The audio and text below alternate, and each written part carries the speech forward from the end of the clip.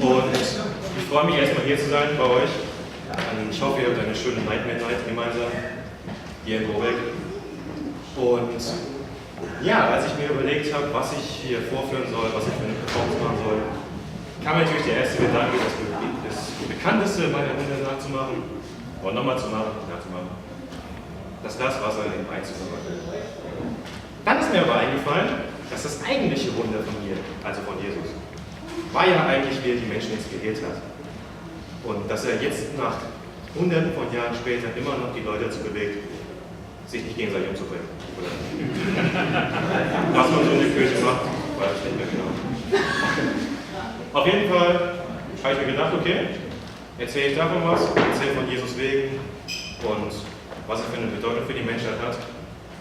Dann ist mir eingefallen, dass es ziemlich langweilig wäre und deshalb mache ich trotzdem das mit dem Wasser.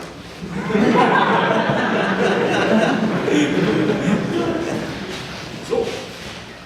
Ich hoffe, man hört es auch sehr von hier aus. Ich weiß jetzt nicht, von hinten ist. Ja. Geht das? So. Für die, die es nicht kennen, Jesus hatte irgendwann mal Wasser im Wein verwandelt zu einer Party. Und hat sich dann darüber mal Wasser gemacht. Und ich mache das jetzt.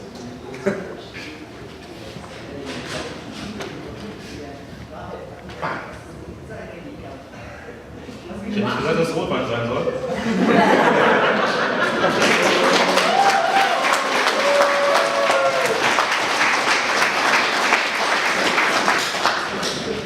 Jetzt sind bestimmt einige enttäuscht und wollt ihr jetzt eine Rotwein machen? Ja! Habt ihr da Bock drauf? Sauber! Also ich weiß jetzt nicht, wie der war 10 ist, aber 16 muss es ja sein. Ich mach's einfach.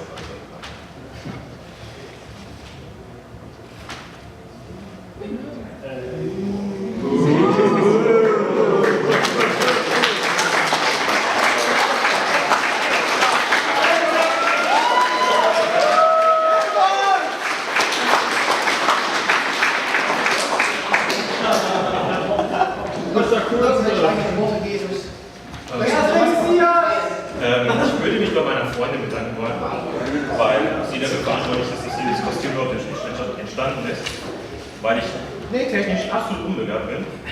Ich bin ja auch Zimmermann, nicht Näher. Und ja, vielen Dank.